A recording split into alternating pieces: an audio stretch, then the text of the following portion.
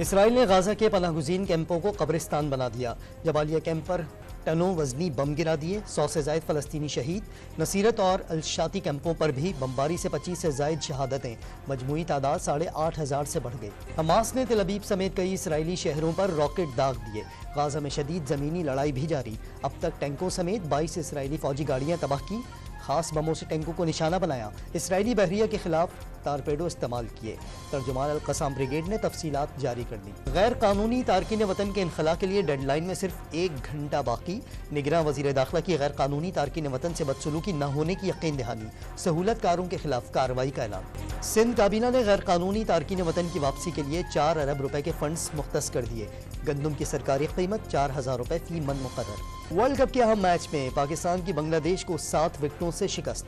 Points table पर 7 में से 5वें नंबर पर आ गया। और पेट्रोलियम मसनूआत की कीमतें कम होंगी या बरकरार रहेंगी, फैसला अब तक न हो सका।